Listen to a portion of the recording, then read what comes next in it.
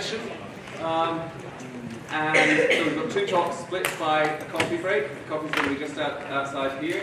My name is John Sutton. I'm in cognitive science here at Macquarie, for those of you who don't know me. Somehow, talk about surprise. I knew that I was giving the discussion at the end of the day. I didn't know I was chairing this session. So it's an interesting combination to be chairing and preparing the discussion simultaneously, but lucky we have dual-track minds, right? It is a real pleasure for me to reintroduce or introduce to many of you Regina Fabry, who's here from Gießen. Regina previously been a visiting PhD student here and had a terrific contribution to make across cognitive science and philosophy. So it's great to have you back. Today Regina's talking on the Darkroom. Right. So thank you so much for being here. It's a pleasure for me that you have me. So what I will do today is to propose a predictive processing account of major depressive disorder. So my goal today will be to close the gap in the literature on computational psychiatry by establishing a relation of the phenomenal experiences of major depressive disorder, MDD for short, on a personal level of description, and by providing an account of the functional realization of major depressive disorder on a subpersonal level.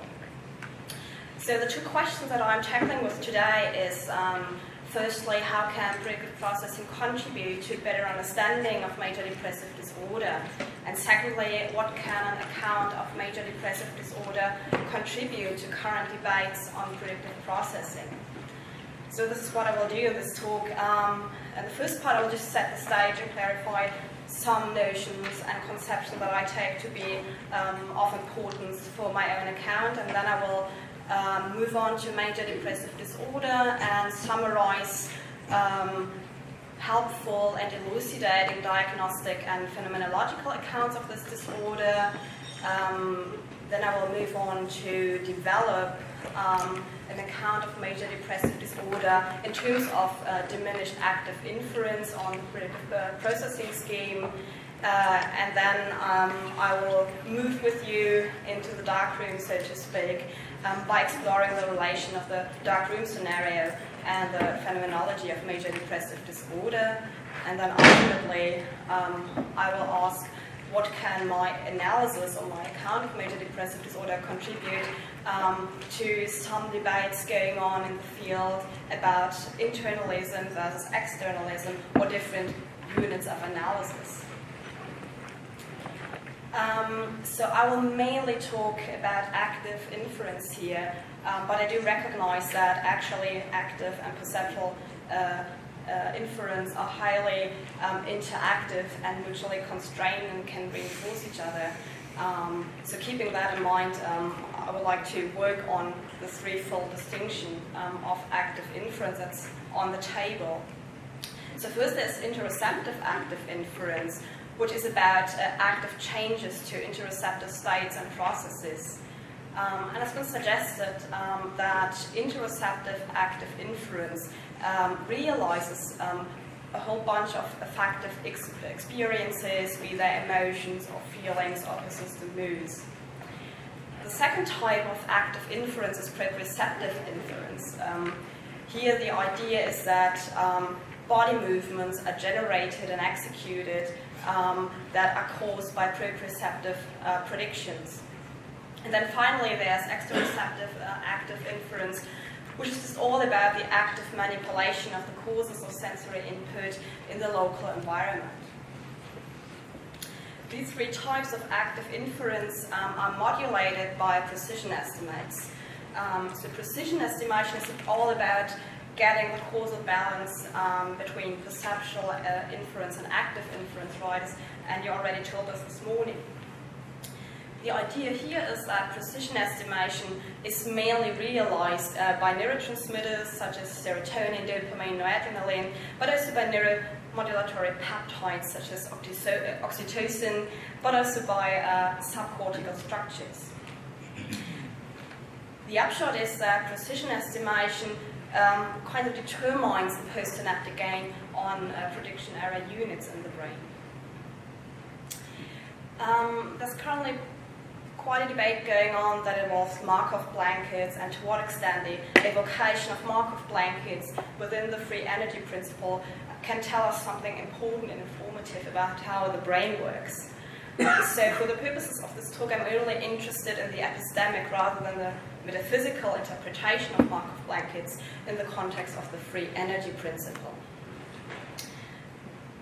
So I take it that Markov blankets are about inducing a statistical separation of internal and external states in coupled dynamical systems. I also assume, and this is in line with work by many others, including Andy Clark, but also Michael Modari and Carl Friston, that there are just multiple Markov blankets out there, from cell membranes, including the blood-brain barrier, to the separation of the organism from the local environment. And my assumption further is that the choice of the relevant Markov blanket depends on the explanatory purpose. So what is your explanandum and what would you like to explain? And with regards to that, you talk about one Markov blanket rather than the other. So as I said in the outset, I'm interested in reframing the internalism and externalism debate by offering an epistemic distinction of different units of analysis. So first there's the brain-bound unit of analysis, which has basically been chosen, I suppose, by Hohwy. So given interest in this unit of analysis, the secluded brain is the only explanatorily relevant unit of analysis. And what is more, the relevant Markov blanket separates the brain from the rest of the body. You could also commit yourself to the organism-environment unit of analysis, and I take it that this position has been somehow defended by Jette Brüneberg, but also by Andy Clark, Sean Gallagher, and Mika Allen, and also by Michael Kirchhoff. So if you subscribe to this unit of analysis, you will end up with the position that the embodied organism as a whole is the relevant unit of analysis, and therefore the relevant Markov blanket separates the brain-body system from the local environment.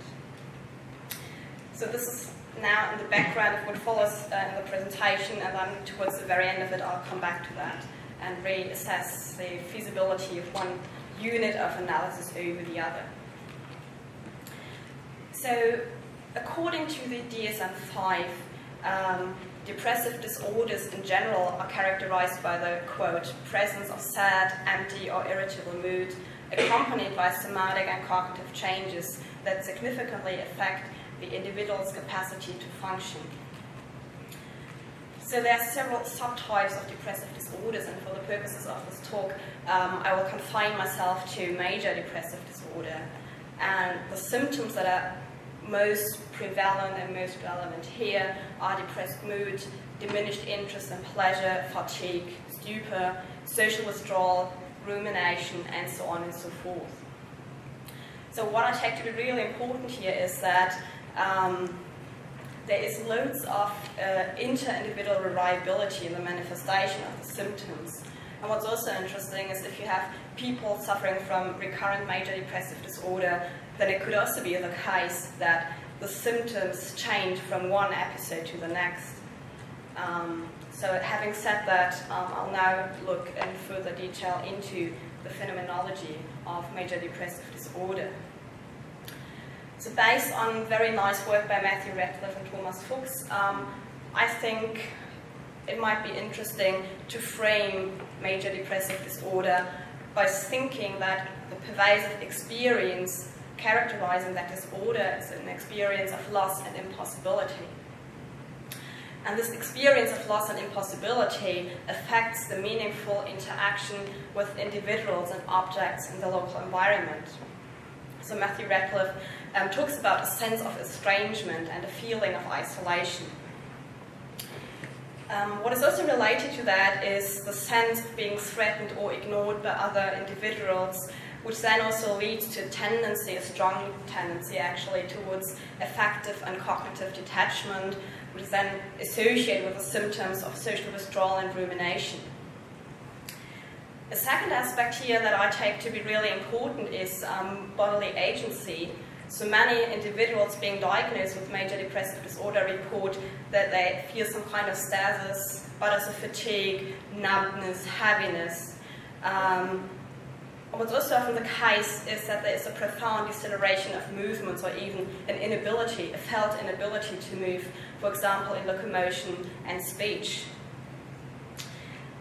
And I think the link between those two aspects characterizing the phenomenal experience of major depressive disorder is linked in the sense that the social and asocial environment is always experienced with and through the body. And I think we can explore major depressive disorder further by taking over Matthew Radcliffe's, I think, quite helpful notion of existential feelings. So he defines them in such a way that there are pre-intentional ways of finding oneself in the world in and across time. Existential feelings are pre-intentional because they shape the array of possible intentional, emotional and cognitive states, which means that the existential feelings narrow down in a way the kind of emotional and mental states that you can have across time, actually, because existential feelings are a subclass of persistent moods, which means there's some kind of temporal unfolding at play here when you describe the disorder, which is not immanent in the phenomenal experiences that are reported by depressed individuals. And as I mentioned towards the end of the last slide, there's a very close relationship between existential feelings and bodily feelings. In a way, existential feelings just are bodily feelings and the other way around. So my proposal is that major depressive disorder is characterized by existential feelings of loss and impossibility. And this is perfectly in line with Matt Radcliffe, who said that hope, practical significance and interpersonal connection are not just gone. Their loss is very much part of the experience. It is felt. And what I will do now for the remainder of this presentation is to try to convince you that it's a good idea to associate existential feelings with deficits in interoceptive, proprioceptive, and exteroceptive active inference.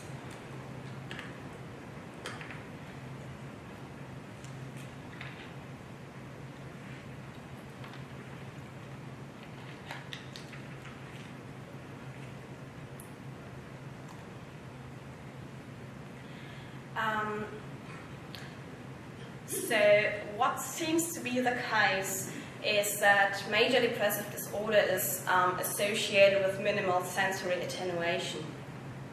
So the idea here is that proprioceptive active inference relies on sensory attenuation. So the bottom line here is that low levels of precision are assigned to sensory prediction error signals at the time of movement execution. And as Annie Clark aptly puts it, it's a kind of targeted disattention that enables the movement to unfold in the first place. So there's some evidence now on the table that major depressive disorder is characterized by minimal sensory attenuation. So on this view, proprioceptive predictions are explained away by non-attenuated precise sensory prediction errors. So that means that the overall contribution of proprioceptive active inference to prediction error minimization is reduced. And given the tight link between proprioceptive and exteroceptive active inference, there will also be a reduction of the active manipulation of the local environment. And I suggest that this could be associated with dysfunction of the precision estimation mechanism.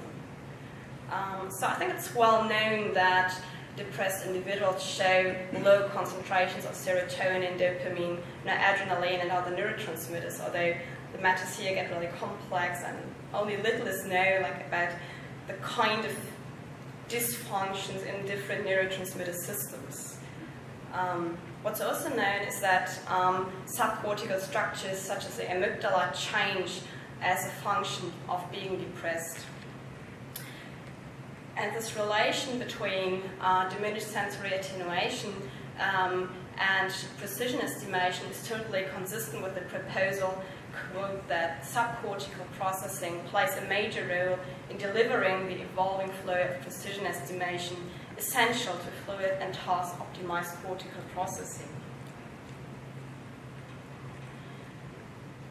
There's been the idea around for quite a while now in work on predictive processing that sensory attenuation has something to do with the sense of agency. So to quote from one of Hohwy's papers, sense of agency arises when predictions of sensory consequences from movement match the actual consequences of movement. And he goes on to argue, it seems that this sense of agency recedes into the background of consciousness unless it is challenged and emerges primarily as a sense of lack of agency. And to me, this seems just what's about to happen in major depressive disorder.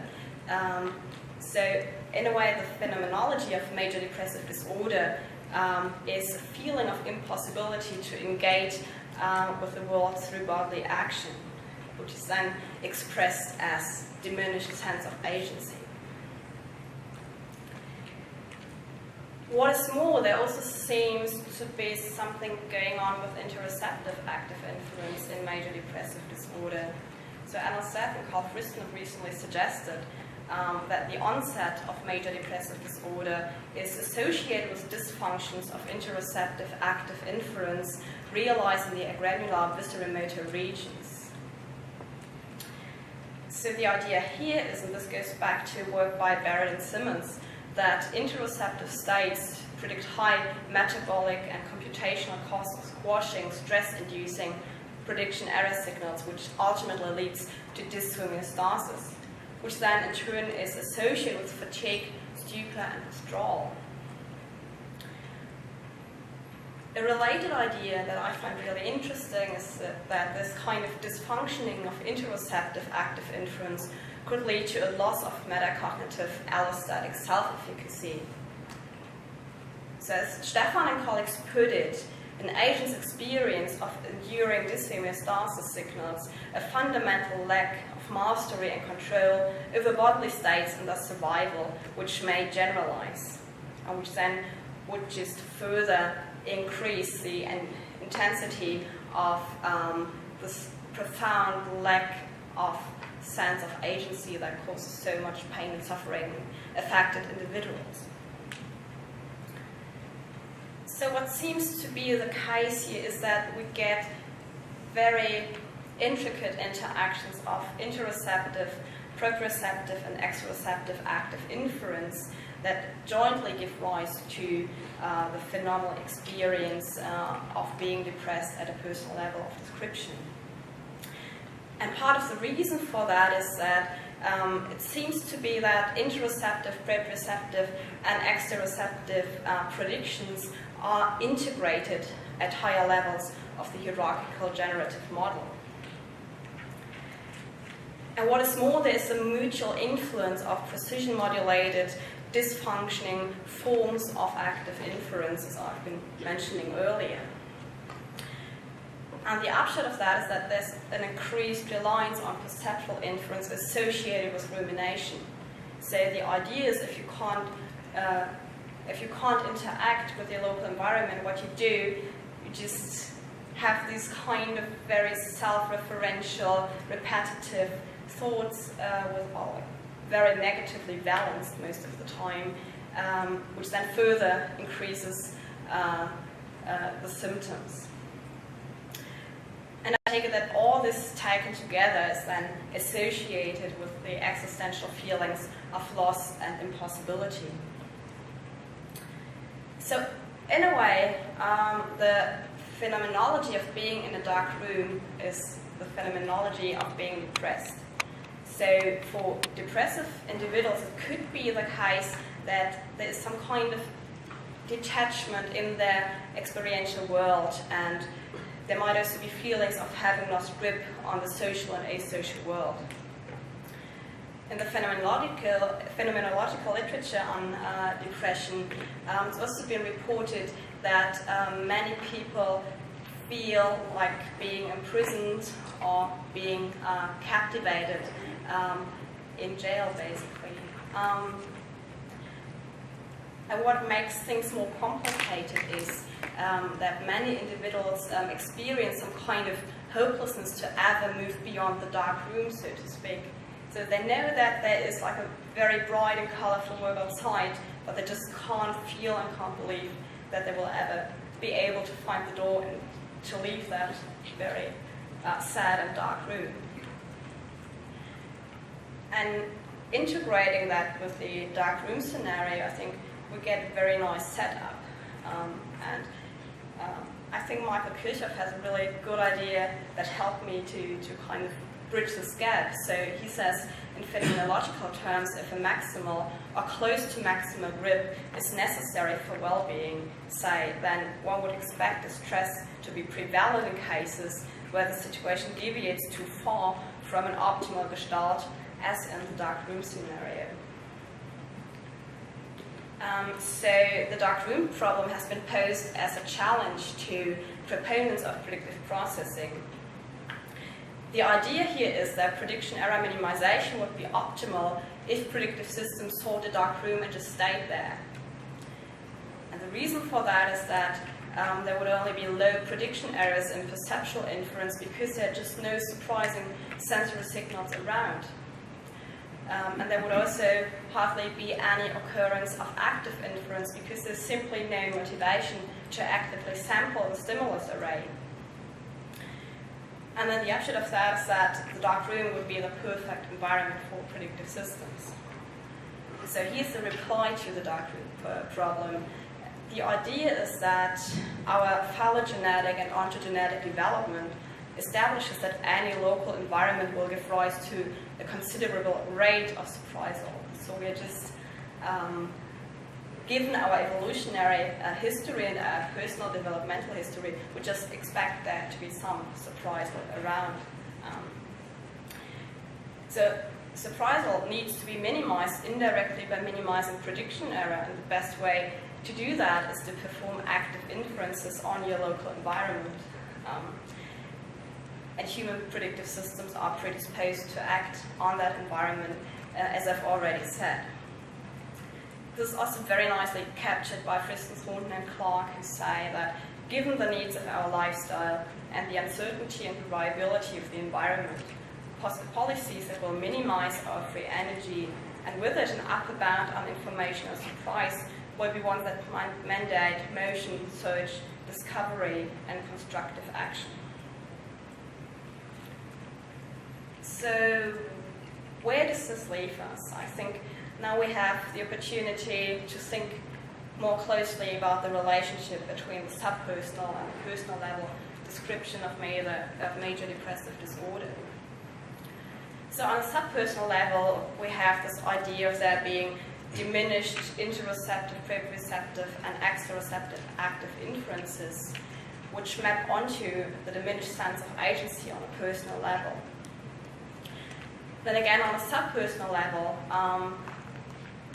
we find that surprising sensory input causes large prediction errors in perceptual inference, which then leads to the symptoms and the phenomenal experiences of social withdrawal and rumination.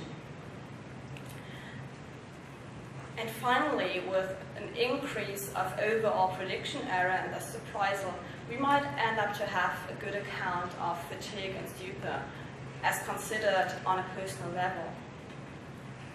So the idea here is to argue that dyshomeostasis is associated with the existential feelings of loss and impossibility.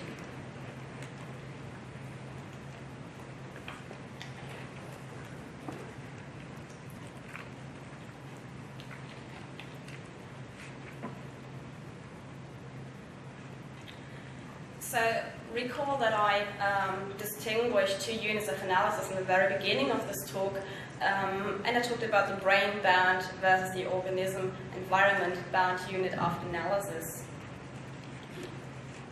Just as a brief recap, I think we've good reasons to believe that sensory attenuation is ultimately an attentional or in the case of depression, an inattentional phenomenon. Furthermore, sensory attenuation is associated with a sense of agency. And I've argued that major depressive disorder is characterized by a sensory attenuation deficit. And the consequence of that is to argue that the sensory attenuation deficit in major depressive disorder is associated with a diminished sense of agency, causing pain and distress. So if you're interested in a brain-bound unit of analysis, then you might think about attention and a sense of agency like this. It is easy to conceive of attention as a wholly internal mechanism, one that merely processes statistical regularities in the sensory input. As such, the very notion of agency is not a particularly good fit for the more world-involving non-representational facets of EEE that is embodied in active extended approaches to cognition and perception, says Hohwy. So, on this view, the brain-bound unit of analysis would be totally sufficient to account for major depressive disorder in terms of predictive processing. And I would actually like to argue the other way around. Here's a quotation from a recent paper by Michael Kirchhoff, where he says that the minimization of prediction error is not restricted to the brain alone, but involves the entire organism's morphology, action capacities, and so on, and its embedding environment. So I would like to suggest that sensory attenuation is part and parcel of proprioceptive and exteroceptive active inference, and is realized at the interface between the brain-body system and the local environment. And the idea here is then to argue that the sense of agency associated with sensory attenuation is a relational phenomenon. And for that reason, an account of sensory attenuation requires the consideration of the brain-body environment system as a whole. And what we get from that is the suggestion that major depressive disorder is characterized by dysfunctional coupling of the brain-body system and the local environment. So the take-home message from this presentation is that I would like to characterize major depressive disorder as a disorder of brain-body environment interaction. And for that reason, I propose to consider the brain-body environment system as a whole on both personal and subpersonal levels, and then do the usual conceptual analysis that should be empirically informed and so on and so forth. Another point I would like to emphasize is that the intertwinement of perceptual inference and active inference maps onto the mutual reinforcement of dysfunctions we see in major depressive disorder and the associated phenomenology, again, on a personal level of description. So, if I'm at least partly correct here, then we'll see that the Markov blanket separating the brain from the rest of the body is not the only blanket of explanatory relevance. Rather, Markov blankets, the Markov blanket that separates the brain-body system from the environment is of particular importance for an explanation of the deficits in major depressive disorder. So, in conclusion, I argue that the organism-environment unit of analysis is required to do conceptual justice to the phenomenology of major depressive disorder and the associated dysfunctions in interoceptive, proprioceptive, and exteroceptive active inference. Thank you.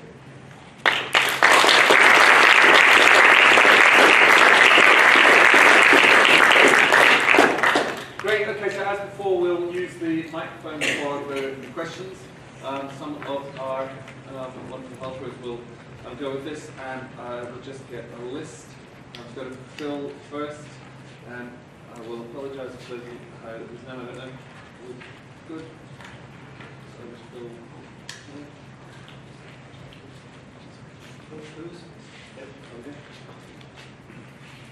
Thanks, that's really interesting. But I've looked at something, things I want to say tomorrow, but I had...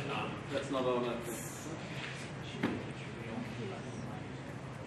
How's that? I had a question about sensory attenuation. And my question is this. Attenuation should make the signal more precise. Could you speak up a bit? Sorry, attenuation should make the signal more precise or sharper in general. And do you think the bottom-up signals in depression are noisy and something that the system has to interpret at high levels, or do you think that they are precise and they're sending the kind of messages further up the system? So I'm asking you, what's coming up from the bottom? Yeah. Is it a precise signal or a noisy signal about the body homeostasis and so on? I think it's both actually. So I could imagine that you have this kind of like selective bias towards negative information in the environment. So I would suggest that if you have this kind of the kinds of hidden causes in the world that cause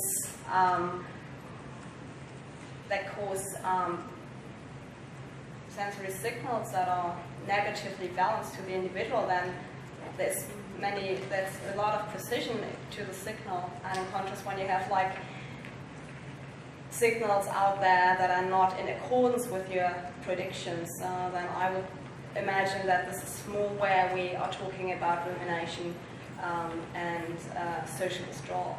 So why not just infer that the world is hostile? If you're getting kind of negative information from the world, why not just, why wouldn't the best model be that the world is negative? I think that's part of the experience of depression, right?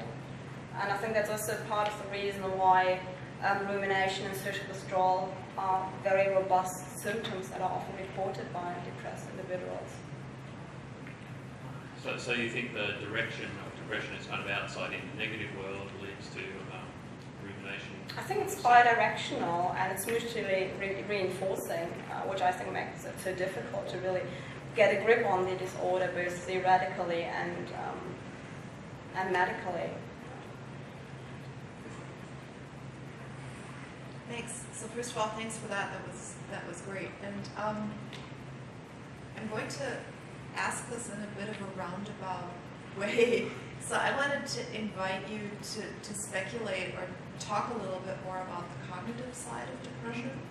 And I had kind of two thoughts on that maybe you can say something about. So the one is, I've been looking a bit at the philosophy and also cognitive science of grief recently, which is, I think, interestingly related to depression, but also importantly different. And there's this paper by Matthew Radcliffe that we talked about yesterday, where he draws the distinction in terms of saying that in depression, you lose cognitive access to a system of possibilities, whereas in grief, you have actually lost the possibilities. So I don't fully agree with that distinction, but I do think it suggests that there's something interesting going on in depression where there's some kind of disorder and prospection, so like future planning and something like longer term prediction that isn't working anymore. You can't make sense of the world and of your future anymore in a certain kind of way. And the other thing that I think is interesting about this, and that's why I was mentioning grief, is that in grief you often have that aspect, but you also have an additional aspect of disturbed memory. And then you get kind of this broader cognitive science perspective on mental simulation, where you can just say prospection and memory are basically all just different kinds of mental simulation. So kind of one question would be, to what extent in depression, and I just don't know this, you also have disturbances in memory that may kind of be exacerbating this inability to make sense of the world because you can't access your past experiences of the world in a certain way. And the second, and sorry this is so long, I'm just really excited about this topic. The second aspect then comes to what you were saying about rumination, because rumination again is kind of a disorder of spontaneous thought and mind wandering. So one of the ways in which that can go wrong is again that you precisely lose these dynamics that we normally have in spontaneous thought. You're not jumping anymore between different contents.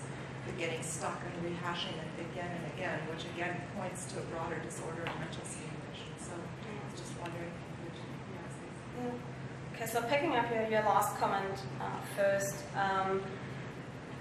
So I've been thinking about the relation between rumination and creativity and mind wandering actually. And I think what seems to be going on in rumination is that, in a way, rumination is not about the present and your current environment. So it's some form of spontaneous cognition, but it's very stable and it's very repetitive. So it's kind of task unrelated and detached from the environment. But I think, so to me, mind wandering is something that's very flexible and that can dynamically lead from one thought to the next. And what you find in rumination is just the opposite. It's just that you are repetitively thinking about negative past experiences, and that relates to your command on memory. So I think what you can see in episodic memory systems of depressed individuals, at least as far as I can tell from the knowledge of the literature, is that you selectively remember things. So you forget, so bluntly put, you forget many of the nice, positive memories that might also give you cues to imagine the future. And you can't do that, so you get fixed in rumination and beyond with those negatively balanced, really selective memories. I think I forgot one. Right, yeah. So it's about like having cognitive access to this space of possibilities versus not having those possibilities at all. But I would tend to think that in both states there's an aspect of cognitive loss as well. That goes way beyond. Yeah. So I think what might be going on is that, so based on the phenomenology of depressive disorders, I would think that you have knowledge that you will have a future, that there will be loads of opportunities for you just waiting for you, but you just can't feel it, and you can't transform the knowledge about that into like a sense, like into some kind of cognition that has a very distinct phenomenology as well to it. Which is also, and I think another point here to mention is that so the existential feeling of loss and possibility is so pervasive, as I was saying in the beginning, that all intentional states and all states having some kind of future directedness are not possible anymore because of this overall very general and very fundamental existential feeling. We'll take a very quick finger on this point and on the next question as well.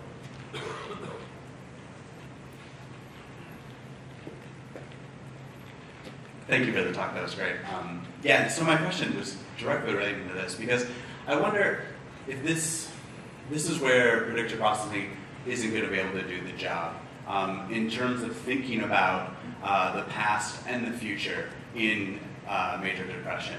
Because, I think, you can be in a mode of majorly depressed, you're out with friends, you're going to make a joke and you're going to get the response that you want, but that doesn't cheer you up because you're still so forwardly focused that, whatever I do here in this moment isn't going to change the fact that my life is never going to go the way that I really want it to. And I think that that's a really core aspect of the phenomenology of being massively depressed, is that, it's either sometimes something in your future that you just feel like you're never going to achieve, and on the day-to-day level, you might be doing all the steps and getting the kind of responses that you would expect. So in a predictive processing model, it's working right. Like you're doing the things and you're getting the correct responses, but you're still massively depressed because you're concentrated on that far forward, that you don't see a possibility for that playing out. And I don't know if we can capture those sort of really far forward predictions in a predictive processing model, or at least the way that we've typically been talking about it. And in the same way, I don't know if the predictive processing model can really do justice to capturing that kind of rumination on the past event, on the fact that, you know, something that happened 10 years ago is still causing you depressive disorder, right?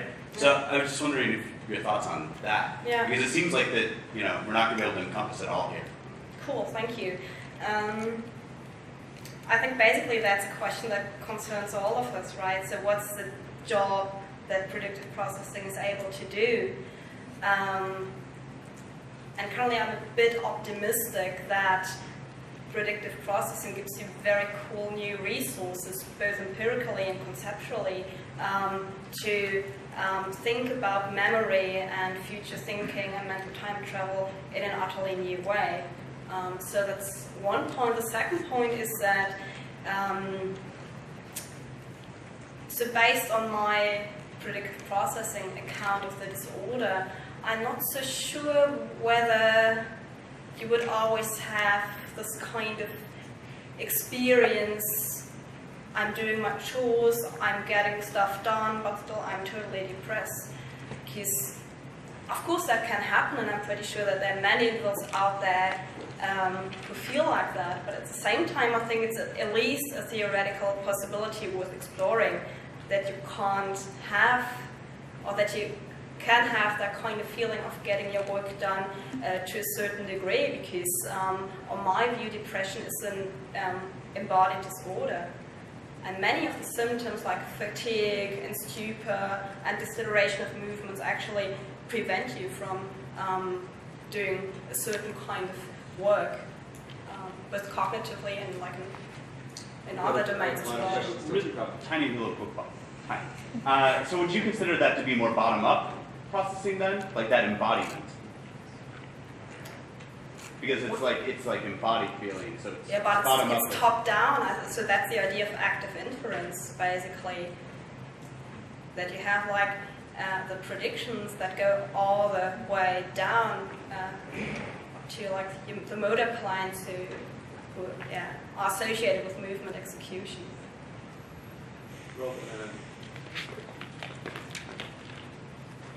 Thanks a lot for the talk. I guess how adequate one finds this sort of approach is going to turn at least partly on what it is one thinks we're trying to explain. And so I want to go back to MDD itself and whether you I'm not exactly sure the right way to phrase what I have in mind here, but I'll fumble around a little bit. So the first step would be, do you take the disorder to encompass what we might think of as appropriate and inappropriate forms of depression? So, you know, major causes of depression in people's lives, and I think of disordered depression, are major life-changing events. A parent you're very close to dies, you're subject to long-term incestuous sexual treatment by a family member, you know, and so on, right? In the case I'm most familiar with, you were wrongfully institutionalized and sterilized by the state and had all these downstream consequences, right? And it's dealing with those realities that are outside of you and responding to them. And it might be that in some cases that, you know, depressive disorder is an appropriate kind of response. So I'm wondering, do you see, you know, where does that fit into your sort of picture, the predictive processing sort of model? Because it looks as, you know, I feel a kind of like tension, like maybe that stuff isn't really what's on the radar. These don't count as real cases of disorder, but there's lots of different ways that one can go here. Okay, cool. So 3 thoughts on that basically. So first, I think I really like your example. I think that helps me shape my ideas a little bit more.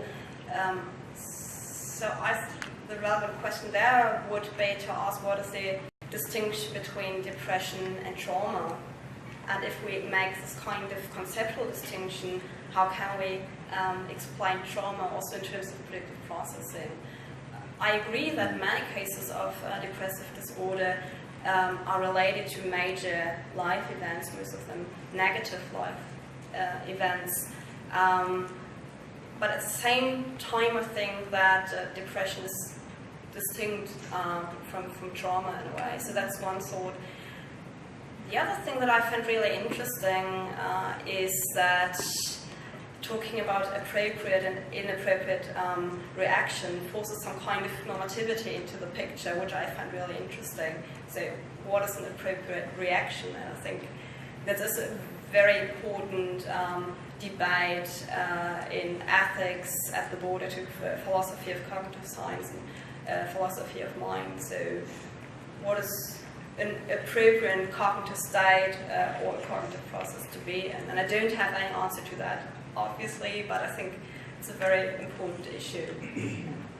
And then another issue that's also highly relevant and not so well studied is how come that some people are more vulnerable to the onset of depression than others. So I can imagine that you have like two people with pretty much the same history of loss of positive events and so on and so forth, who react totally differently to a comparable life event. Cool. So really enjoyed that. As you guess, I'm kind of on board for bits of the story. The thing that has always puzzled me about this story is the notion in itself, if you like, of a deficit in sensory attenuation. It's like we're loading up the double negative kind of thing here. Yeah. So we've got a deficit in sensory attenuation. Clearly that is meant to be something that is different to overweight in the sensory evidence. Yeah. Overweight in the sensory evidence seems to be implicated for autism maybe. Failing to attenuate the sensory evidence is a deficit that you're pointing at here. So I guess one question is this how do you unpack that a little bit more so we see what's supposed to be different? And then a kind of anecdotal puzzle. If I think about what it would be like to have impaired sensory attenuation, then I guess I imagine that maybe I'd tingle a bit or something. You know, I just feel a bit more than I otherwise feel if I had it impaired. But then look at remedies, but interventions like MDMA or LSD that seem to show good sort of, simple dose long-term effects in combating major depressive disorder. Yeah. It's certainly, it doesn't feel as if what's being restored to me are my abilities of sensory attenuation. So that's definitely an anecdotal kind of question. But generally, how are you going to unpack this sort of double negative notion to make it different to just overweight in the sensory evidence? Yeah, I don't have any conclusive answer to that. But so one way to think about would be to look in more detail into the interaction, especially of proprioceptive and exteroceptive active inference. So, of course, depending on what's out there, you get different balances of confidence or certainty in the signal and so on and so forth. So I think the idea is just to argue that sensory attenuation usually gives rise to and I have to be really careful here, gives rise to prediction error minimization routines that don't cause this kind of dyshomeostasis you might find in depression, right? So that's one thing. The other thing is, talking about psychoactive drugs having an effect on depressed individuals. I find this really interesting and very fascinating. And being a philosopher, I just think, we just need more empirical evidence, which then also might help me to think more clearly about what sensory attenuation actually is. And my last point in response to that question is, Rob Wilson talked about appropriate and inappropriate reaction, and there also what is a deficit, right? You could also say, we should embrace neurodiversity, and then it's totally fine if people are depressed. To say, in a way, or we should be, I think all I'm saying is we should be very careful how we talk about that, so I totally agree with you on that as well, yeah. Okay, Michael? Oh, thanks. Thanks for that excellent talk. Slightly different question. You started out by saying you were going to make an explanatory or an epistemological claim about the unit of analysis, and you were going to stay clear of making any, say, metaphysical claims. I was just curious, whether you think you can make that clean separation? You can just stay on the explanatory path without doing any without making any metaphysical claims, or how do you see that unfolding when making the claims about the kind of unit of analysis you need to choose to study the particular phenomenon? Good question, thanks for that. So I think for initial analytical purposes, it's good to have this distinction in place, because it helps me to focus more clearly on what my questions are and what my target phenomenon is like. But of course, in the longer run, it's really important to wonder, to think about the relation between epistemic and metaphysical questions. So I think ultimately, and I'm very optimistic here, when we understand more clearly what the disorder is, or any kind of target phenomenon in cognitive science really, then we might be able to make at least some rather robust hypothesis about the metaphysical manifestation and the metaphysical ramifications of the target phenomenon. So I think it's, to me, it's a matter of making progress and analyzing the phenomenon that I'm interested in. Two more questions up here and then up here. First, Is it me? yes. Oh, right, okay. So regarding Rob's question, thanks. Regarding the question about normativity, I'm not sure that you need to, I mean, if you're going to stick with Ratcliffe's sort of phenomenological conception of depression, that seems to be quite neutral as to, say, I don't know, the distal causes of the depressive episode. So whether something's a proportional or disproportionate response to an environmental event doesn't matter, as long as you tick the kind of experiential boxes that Ratcliffe is talking about, unless there is a kind of more, there's a kind of wider criteria in play that you haven't talked about as well. That's not. Right. So did you want to incorporate sort of distal factors into it? At some point, maybe. I mean, for now, I think I'm busy enough with trying to establish some kind of relation between the phenomenology of depression and how you might account for that in terms of predictive processing. Yeah.